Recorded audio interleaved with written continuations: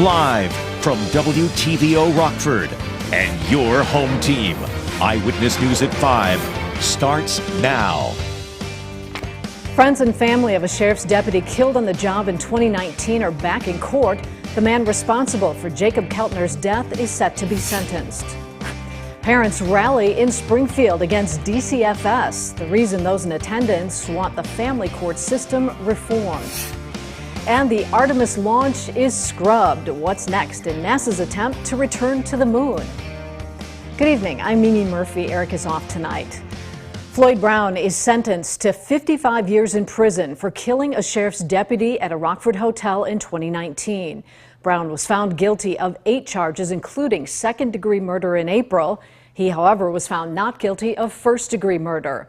Brown killed McHenry County Sheriff's Deputy Jacob Keltner during a shootout at the Extended Stay Hotel on Bell School Road. Keltner was part of a federal task force trying to arrest Brown on burglary charges. Brown got away initially, but officers caught him a few hours later after a high-speed chase. Rockford police look for the people who robbed a man over the weekend. Officers were called to a local hospital around 12:30 Saturday. That's where they met a 26-year-old man suffering from injuries. He told police he was walking on South Main Street just north of 15th Avenue. That's when 4 juveniles demanded his belongings. One of them hit him in the face with a handgun. The victim was treated and released from the hospital. No arrests have been made. If you know anything about this, contact Rockford Police. 3 juveniles, including a 10-year-old, are arrested in connection to a car burglary. Officers were called to the area of 9th Avenue and 6th Street Sunday night. That was around 7 o'clock to reports of a burglary in progress. That's when police found and detained 3 suspects. The 17, 13, and 10-year-old all face charges of burglary to a motor vehicle. The 13-year-old is also charged with aggravated assault to a police officer. All 3 were released to their parents. In Janesville, police are looking for a man who robbed a gas station early this morning. Officers were called to the Lions Quick Mart on East Racine around 4. A man armed with a knife entered the gas station and threatened the clerk. The suspect then got away on a bicycle. Janesville police, with the help from a canine, were able to track the suspect, but they were unable to locate him. If you know anything about this crime, call Janesville Police or submit a tip through the P3 app. A funeral was held today for 6 members of the same family who were killed in a fiery crash in McHenry County last month.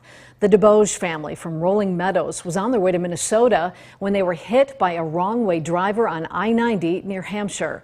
Lauren Debose and her 4 children died at the scene. So did a friend of one of the children. The kids range in age from 5 to 13. Thomas Debose was the sole survivor, but he died days later. Their funeral was held at St. Ferdinand Catholic Church on Chicago's northwest side. In Springfield today, a group of parents rallied against DCFS. Eyewitness News is keeping you connected to the Capitol. A social media group called Family Forward Project has been hosting rallies at state capitals across the nation. Today, they came to Illinois. They expressed the emotions of having a child removed from their home and advocated for reforming the family court system. One activist emphasized how fixing the child welfare system should be a community effort. We're all coming together and coming to terms that there's a lot of kids in foster care. And how do we help these foster kids? How do we help these kids in care? How do we help them age out gracefully and then heal from the scars that they have? A spokesperson for the Department of Children and Family Services responded to the rally, saying they've made measurable progress over the years by hiring more employees and increasing support for private contractors. NASA was forced to delay the launch of its moon rocket after some technical issues this morning. The highly anticipated flight is still expected to happen eventually. Hannah Brandt explains what comes next. Launch Director Charlie Blackwell-Thompson has called a scrub. The mission to take astronauts back to the moon hit a snag on Monday. We don't launch until it's right. Issues with fuel leaks and engine cooling kept the Artemis rocket on the ground, at least for now. You know, it's just part of the space business, and it's part of particularly a test flight. Engineers are working on fixing the rocket, and they plan to try the launch again soon, potentially as early as Friday. They're going to work it, they'll get to the bottom of it, they'll get it fixed, and then we'll fly. Vice President Kamala Harris was there for the planned launch, and she says despite the delay, she's excited about the project and what it could accomplish in the future. This is with the goal of humans being able to live and work on the moon, and with the next step being to travel to Mars. If NASA can successfully launch this test flight, the next step will be getting astronauts on board a flight around the moon. Then, they hope to send astronauts on a third mission to land on the moon in 2025. In Washington, I'm Hannah Brandt. 2 more companies are banding together to make batteries for electric vehicles in the U.S. Honda and LG plan to build a battery factory in Ohio at a cost of $4.4 billion. The exact location hasn't been disclosed, but Honda has a factory in Marysville, north of Columbus. Honda announced last year it will transition to all electric and fuel cell vehicles by 2040.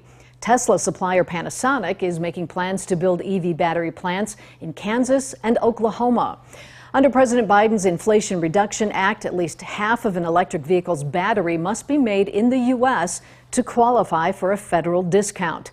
Coming up at 6, the way Illinois is trying to get you to buy an EV.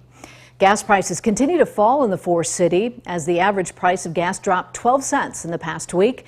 It's now $3.87. Prices are now 59 cents less than they were a month ago. According to Gas Buddy, the cheapest gas station in Rockford is selling gas for $3.49, while the most expensive is selling gas for $4.14. The national average of gas fell 5 cents to $3.81. The Justice Department completed its review of documents seized from former President Donald Trump's Mar-a-lago estate. According to a court filing today, the department identified a limited set of materials that potentially contain attorney-client privileged information. The filing is part of a federal judge's order issued over the weekend. She said she was inclined to appoint a special master to oversee the review of the documents at the request of Trump's legal team. A hearing on that is set for Thursday. When special masters are appointed to cases, they are often former judges. The FDA is expected to authorize new COVID-19 booster shots this week. The authorization would happen before human testing is completed. It's a similar approach taken in regards to flu vaccines, which are updated annually to keep up with mutating viruses. According to the Wall Street Journal, the agency plans to assess the shots using data from other sources, including research in mice and performance of previous boosters. The new shots would target the BA4 and 5 Omicron subvariants, as well as the original strain of the virus. The government's free COVID test kit program ends this week. It expires September 2nd. Those hoping to take advantage of the program are encouraged to order soon at covidtests.gov. The program provided 3 free rounds of rapid antigen at-home tests since January. Each household has had the chance to get 16 free tests in total.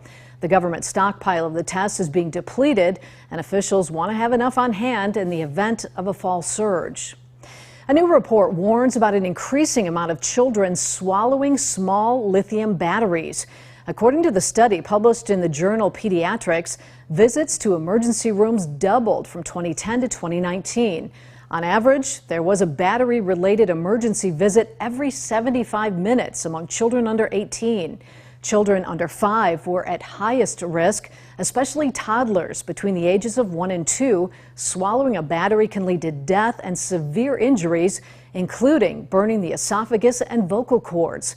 Researchers say prevention is key, including keeping batteries safely stored and out of the reach of children. Now, your first warned weather forecast from Chief Meteorologist Candace King. Well, we had a few severe thunderstorms come through earlier today. Things have been a little more quiet over the last couple of hours. Still watching a few showers kind of work in from the west, down south and southwest of Rockford from Carroll, right along through west central Ogle County. Not really expecting too much from that as additional thunderstorms are beginning to fire up more over central Illinois. This is where we've had a little more instability, a little less of a work worked over environment from some of the thunderstorms that came through earlier today. Now, that's not to say we won't get a thunderstorm or two here through about 7 or 8 o'clock, because we are starting to build back up some of that instability now that our skies have been clearing out and we've had a little more sunshine out there as well. But the storms, as they came through, really picked up steam as they moved to the east and southeast, producing quite a bit of wind damage in and around the Chicago area, and then really lining up here along Interstate 80 and then out through Indiana and up through much of Michigan. For us, we've dealt with, I should say, a lot of that severe weather yesterday afternoon and evening, but it's the area that's highlighted here in red that I think will see that higher risk for any severe thunderstorms here through this evening. We take a live look with our SkyTrack camera now, looking to the northwest over Rochelle. Rainfall amounts today, we had anywhere from a couple tenths of an inch of rain up to about 3/4 of an inch of rain.